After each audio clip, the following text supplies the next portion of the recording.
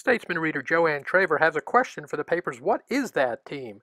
She knows what it is, it's a train horn, she just doesn't know why it is. Why it is that she's hearing it so much more frequently in her neighborhood near the Hancock Bridge over Mopac.